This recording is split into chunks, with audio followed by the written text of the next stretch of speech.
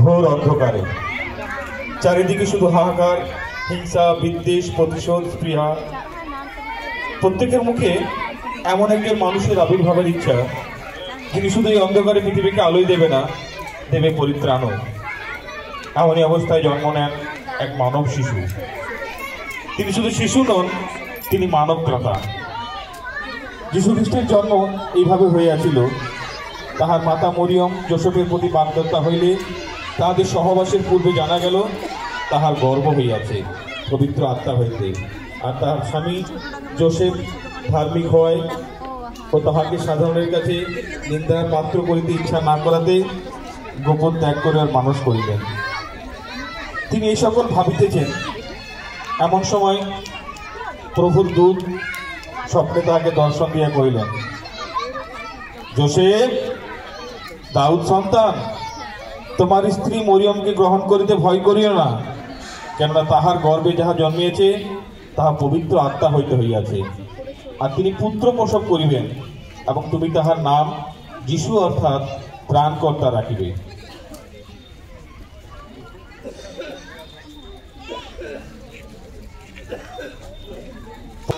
নিদ্রা হইতে উঠিয়া প্রভুর দূত তাহাকে যে রূপে আদেশ করিয়াছিলেন সেই রূপ করিতে লাগিলেন। পরে ষষ্ঠ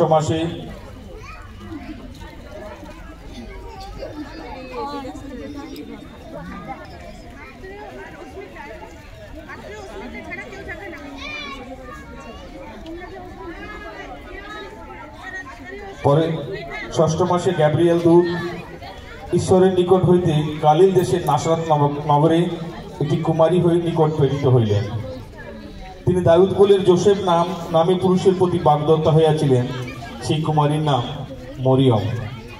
দূত গৃহমধ্যে আসিয়া তাহার কাছে আসিয়া কহিলেন, মরিয়ম, ভয় করিও না, কেননা তুমি ঈশ্বরের নিকট অনুগ্রহ পাইয়াছ। আর দেখো, তুমি গর্ভবতী হইয়া পুত্র প্রসব করিবে ও তাহার নাম যীশু রাখিবে। ইহা কি রূপে হইবে? আমি তো পুরুষকে জানি না। পবিত্র আত্মা তোমার উপর আসিবেন এবং পরপারের শক্তি তোমার ছায়া করিবে। এই কারণে যে পবিত্র সন্তান জন্মেবে তাহাকে ঈশ্বরের পুত্র বলা হবে। আমি প্রভুর দাসী, আপনার বাক্যানুসারে আমার প্রতি ঘটুক।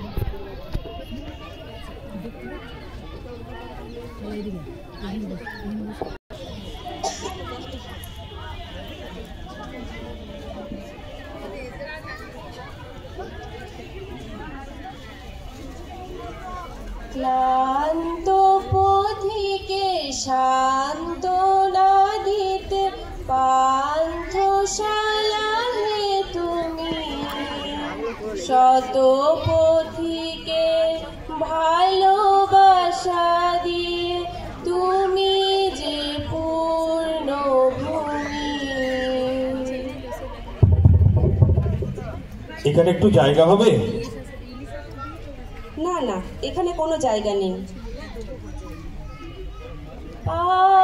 পান্থশালা, পান্থশালা, ক্লান্ত হয়ে পিতা পৃথিবীর রাজা আশ্রয় খোঁজে। এখানে একটু জায়গা হবে? না না, এখানে কোনো জায়গা নেই। আমাদের নিজেদেরই থাকার জায়গা নেই, তো তোমাদের কোথায় থাকতে দেব? একটু দিলে না ঠাঁই, ক্লান্ত পথিকে সান্ত্বনা দিতে পান্থশালা।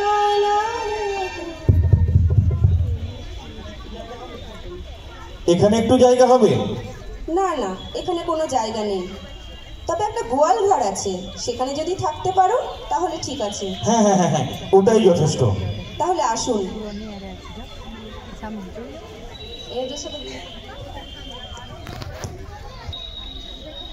পালকেরা মাঠে অবস্থিতি করতেছিল এবং রাত্রিকালে আপন আপন পাল চৌকি দিতেছিল। আর প্রভুর এক দূত এই চল চল চল তাহাদের নিকট আসিয়া দাঁড়াইলেন।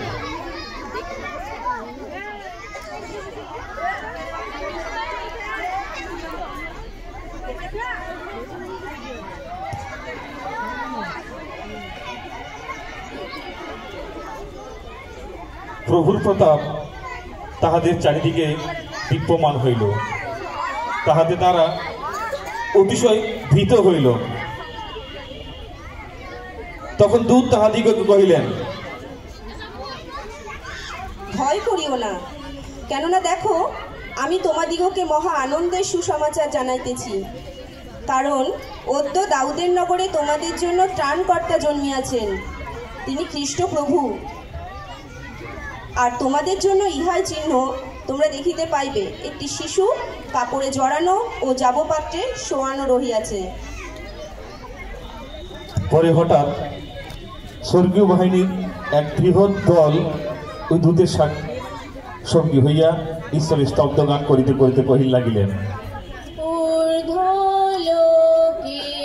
ঈশ্বরের মহিমা ধরা মাঝে কারা গাহিল, ধরার মাঝে কারা গাহিল, ধরার মাঝে কারা গাহিল। গিয়ে সেই ত্রাণকর্তা প্রভু যিশুকে প্রণাম জানিয়ে আসি। চল চল চল আজি বেথলেহেমে যাই, গগন কোণেতে নতুন তারা দেখা যায়। চল চল চল আজি বেথলেহেমে যাই, গগন কোণেতে নতুন তারা দেখা যায়। চল চল চল চল চল চল চল চল চল চল চল চল। শান্ত